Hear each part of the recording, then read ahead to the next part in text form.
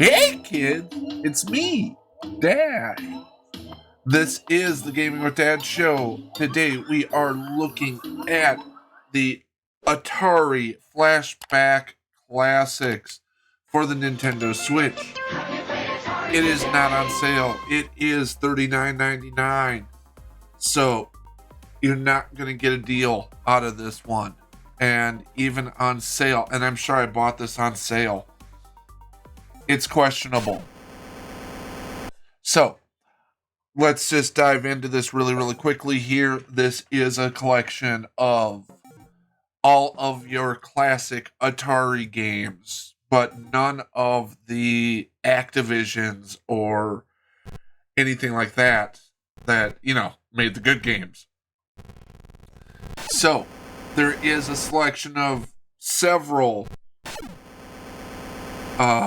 arcade cabinets versions. There's 2600, there's 5200, there's no 7800, at least not that I've found so far. So this is really for that retro buff, somebody who watched Ready Player One and decided they wanted to be Wade Watts. That's what it was. Sounds like a superhero, doesn't it? But yeah, so you get all these different games. There's actually a truckload of games on this that harken back to the heyday of, I believe we call it Gen 2, with everything beforehand being Pong clones, and then you had the 2600. The early days of the arcade. Graphically, though, these games just... the presentation on the borders and everything, it's pretty.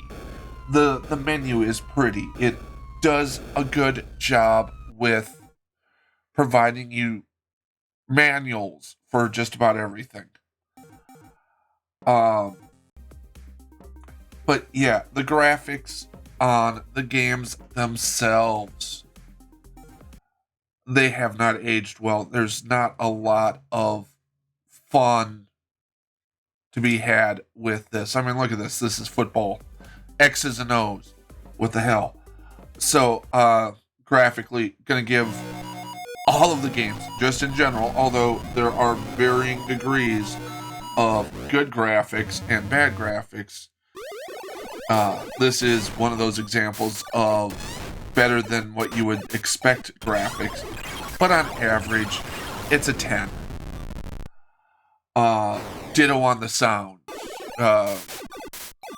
Mostly it is annoying and offensive, and the reason why our mothers used to yell at us to turn off that damn Atari, even when it was in Intellivision.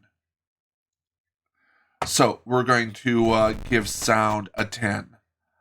This is actually one of the few games that has like some really interesting gameplay. You've got the ship, you've got the side scroller. That was a glorious effort by them. That was major havoc, by the way. Controls. Well, the controls do exactly what they're supposed to do, which is control the game.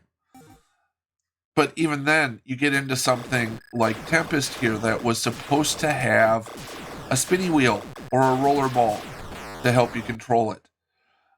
Tempest has never felt right with anything except for the spinner or the ball. Joke's on you, I'm into that control-wise, shit. they've done a good job of adapting all of it.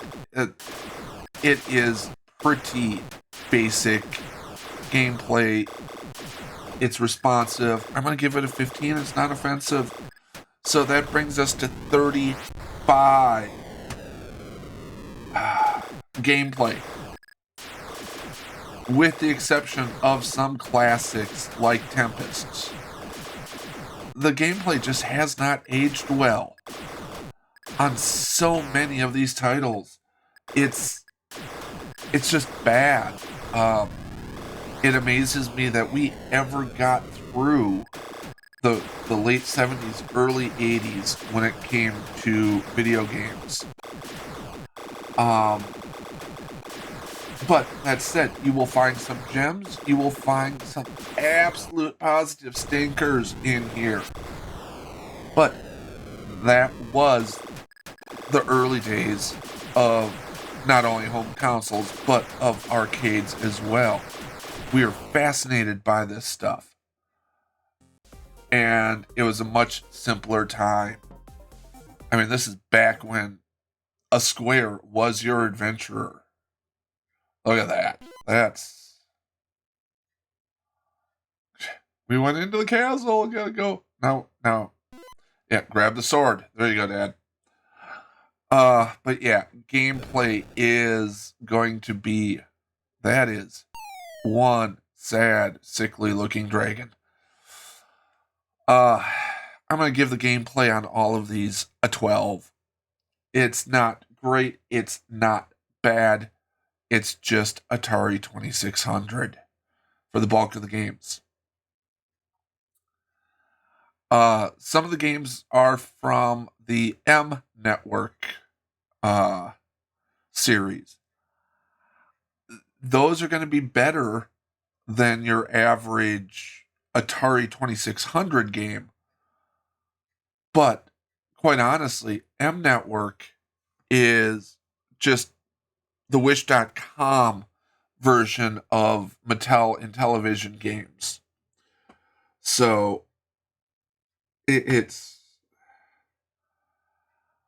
they're if you grew up in the 70s and 80s, I can see quite a bit of fun for a moment going back, reliving some of these. But let's put it this way, I would rather be playing Tears of the Kingdom than Adventure.